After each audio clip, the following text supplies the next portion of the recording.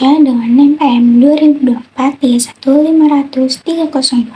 Di sini saya dan teman saya ingin menjelaskan sedikit isi dari PowerPoint tugas besar kelompok kita.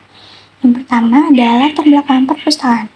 Perpustakaan merupakan fasilitas yang menyediakan berbagai koleksi buku untuk mendukung kegiatan belajar dan penelitian. Pada perpustakaan tertentu, proses pencatatan tamu, pendaftaran anggota, pengelolaan buku, serta transaksi peminjaman masih dilakukan secara manual. Cara ini sering menimbulkan kendala seperti duplikasi data hilang, kesalahan pencatatan, dan sulitnya mencari informasi tertentu. Nah, untuk mengatasi permasalahan tersebut, diperlukan sistem basis data yang dapat mengelola informasi tamu, anggota perpustakaan, buku, rak buku, pegawai, serta transaksi peminjaman secara terintegrasi. IRD dan tabel yang dibuat bertujuan memberikan representasi terstruktur dari data tersebut sehingga proses operasional perpustakaan dapat lebih efisien. Yang kedua, masalah yang ingin diselesaikan.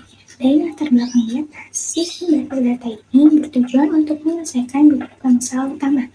Pertama, ada pencatatan tamu tidak terdokumentasi dengan baik.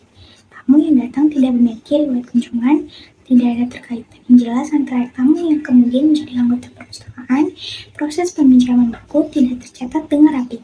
Yang kedua, proses pendaftaran anggota rawan kesalahan. Data anggota sering tercampur, tidak ada identifikasi unik yang menghubungkan anggota dengan data tamu. Sulit memantau ketersediaan buku.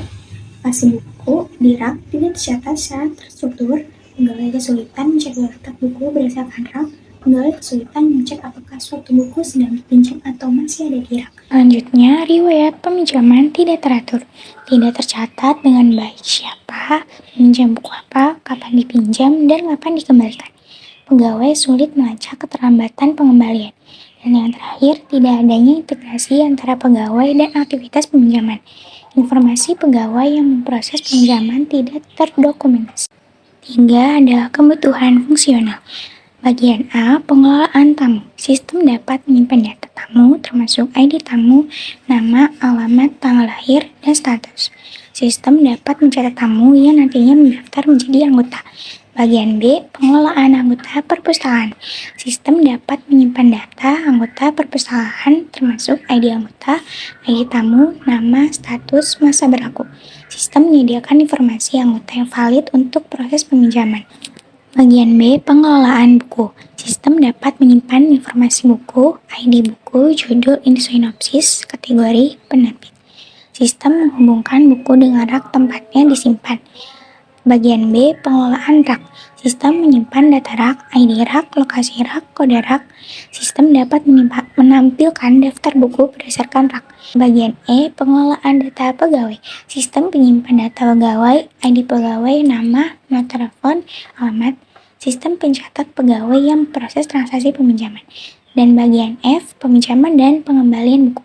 Sistem mencatat transaksi peminjaman termasuk ID pinjam, ID anggota, ID buku, ID pegawai, tanggal pinjam, tanggal kembali. Sistem memperbarui status buku, dipinjam atau tersedia. Sistem menampilkan riwayat peminjaman berdasarkan anggota. Halo, nama saya Rika Nurfatona dengan NIM 2024-31500-303. Di sini saya akan melanjutkan penjelasan sebelumnya, yaitu kebutuhan non-fungsional. Di dalam kebutuhan non-fungsional terdapat keamanan, yaitu data anggota dan transaksi hanya dapat diakses oleh pegawai atau pihak yang berwenang. Sistem harus menampilkan data anggota, buku, dan transaksi yang harus direspon dengan waktu yang cepat. Yang kedua ada keandalan, yaitu sistem dapat digunakan setiap hari tanpa gangguan, terutama fitur peminjaman. Yang ketiga ada kinerja, sistem mampu menampilkan data buku, anggota, dan rak dengan cepat. Yang keempat ada kemudahan penggunaan, pegawai dapat mengoperasikan sistem meskipun tidak memiliki latar belakang teknis. Yang terakhir ada integritas data, yaitu data antar tabel harus konsisten melalui relasi primer dan kunci asing. Selanjutnya ada aktor atau pengguna sistem. Di sini yang menjadi aktor pengguna sistem sesuai IRD itu ada tamu. Individu yang datang ke perpustakaan dapat mendaftar menjadi anggota perpustakaan. Lalu datanya disimpan sebagai dasar pembuatan anggota. Yang kedua ada anggota perpustakaan. Individu atau tamu yang sudah resmi mendaftar memiliki hak untuk meminjam buku. Lalu yang terakhir ada pegawai perpustakaan bertugas untuk menginput data tamu, buku, dan anggota. Lalu mengelola rak, memproses transaksi peminjaman dan pengembalian buku. Lalu ada skenario penggunaan sistem. Skenario yang pertama yaitu tamu mendaftar menjadi anggota. Dengan tamu datang ke perpustakaan, lalu pegawai mencatat data tamu dalam sistem. Lalu jika tamu ingin menjadi anggota, pegawai dapat membuka menu pendaftaran. Sistem membuat data anggota berdasarkan ID tamu, lalu anggota siap melakukan peminjaman. Lalu skenario yang kedua, anggota meminjam buku. Dengan anggota membawa buku ke meja layanan, lalu pegawai mencari data buku dan anggota. Pegawai membuat transaksi peminjaman dengan mengisi ID anggota, ID buku, dan ID pegawai. Lalu sistem menyimpan tanggal peminjaman dan tanggal kembali, lalu buku ditandai sebagai dipinjam. Lalu skenario yang ketiga yaitu anggota mengembalikan buku. Dengan anggota mengembalikan buku, pegawai mencari data peminjaman berdasarkan ID buku dan ID anggota. Lalu pegawai mengkonfirmasi pengembalian. Status buku menjadi tersedia kembali. Lalu ada skenario yang keempat yaitu pegawai mengelola buku dan rak. Yaitu pegawai menentukan rak tempat buku tersebut disimpan. Sistem mencatat relasi ID buku dan ID rak. Selanjutnya ada tabel IRD, di mana tabel IRD ini menggambarkan sistem manajemen perpustakaan, mulai dari pendaftaran tamu menjadi anggota, proses peminjaman buku oleh pegawai, hingga penataan buku di dalam rak. Masuk ke proses pertama, yaitu proses pendaftaran.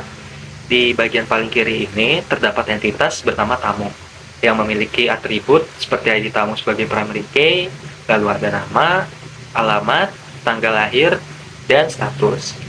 Selanjutnya ada hubungan relasi. Relasinya ini adalah mendaftar, di mana tamu melakukan proses pendaftaran untuk menjadi anggota perpustakaan. Dan yang terakhir, ada entitas anggota. Setelah terdaftar, tamu memiliki ID anggota dan masa berlaku kartu anggota. Lanjut ke transaksi kedua, yaitu proses transaksi atau yang biasa disebutnya peminjaman. Inti dari diagram di bagian tengah ini adalah relasi peminjaman itu melibatkan tiga pihak sekaligus. Yang pertama ada anggota, lalu yang kedua ada buku, dan yang terakhir ada pegawai. Untuk kardinalitasnya, satu pegawai bisa melayani banyak transaksi peminjaman, dan satu anggota dapat meminjam banyak buku. Lalu, terdapat atribut relasi. Di atribut relasi ini terdapat catatan data penting seperti ID pinjam, tanggal pinjam, dan tanggal kembali. Lanjut ke bagian pengelolaan data, buku, dan rak.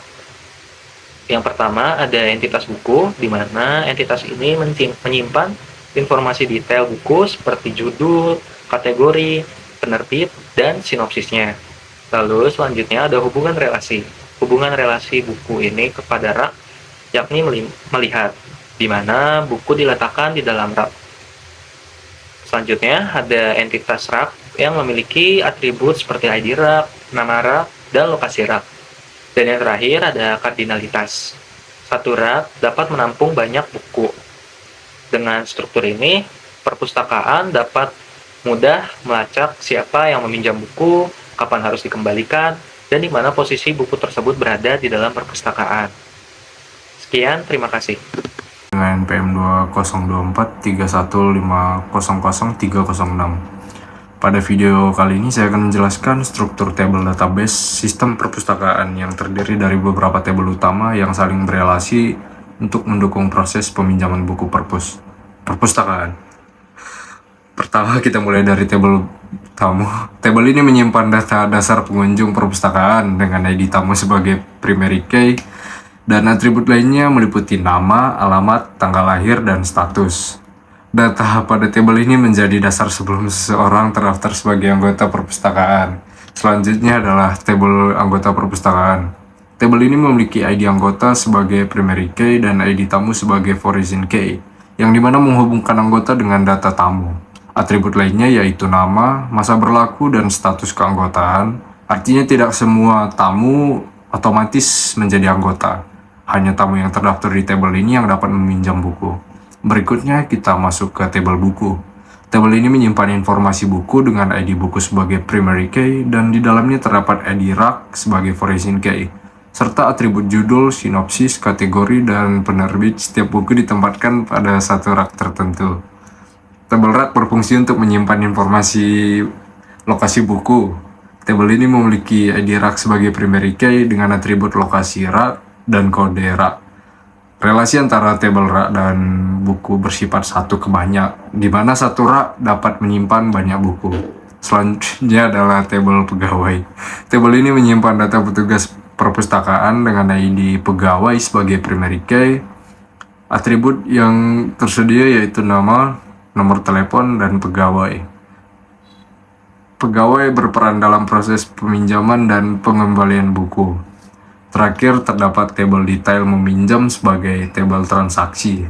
Tabel ini memiliki ID pinjam sebagai primary key, serta beberapa foreign key yaitu ID anggota, ID buku, dan ID pegawai. Selain itu, terdapat tanggal pinjam dan tanggal kembali. Tabel ini mencatat siapa aja yang meminjam buku apa aja yang dipinjam, serta petugas yang melayani siapa, serta waktu peminjaman dan pengembalian. Secara keseluruhan, relasi tabel ini membentuk sistem perpustakaan yang struktur, konsisten, dan memudahkan pengelolaan data peminjaman buku secara efisien dan profesional. Terima kasih. Oke, di sini selanjutnya kita akan mengimplementasikan SQL dengan menggunakan CMD. Pertama, kita akan membuat database terlebih dahulu dengan perintah create database. Nama databasenya Perpustakaan Nasional, titik koma, enter. Oke, selanjutnya kita akan mengakses databasenya dengan perintah use. Perpustakaan Nasional. Selanjutnya kita akan membuat tabel untuk tamu dengan perintah create table tamu dengan field pertama yaitu ID tamu. Tipe datanya adalah integral yang akan menjadi primary key pada tabel ini.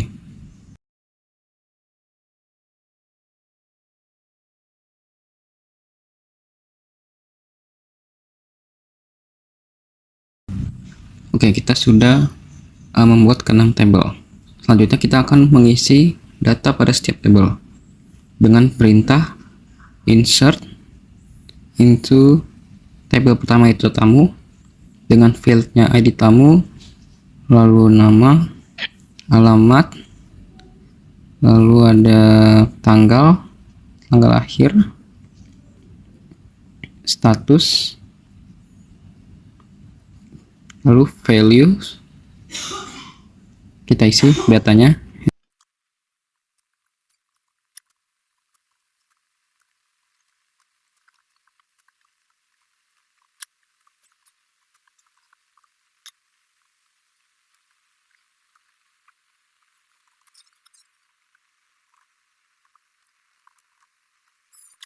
Oke, kita sudah mengisi data pada setiap tabel. Oke, selanjutnya untuk menampilkan data secara menyeluruh pada masing-masing tabel, kita bisa menggunakan perintah select lalu bintang from nama tabel ya.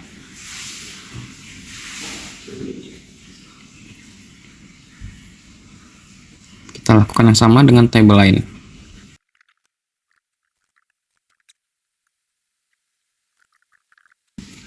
Oke, di sini saya sudah membuat database-nya, lalu membuat table serta mengisi field dan tipe datanya. Lalu di sini saya juga sudah mengisi data pada masing-masing table, lalu menampilkan data secara menyeluruh dengan perintah select from.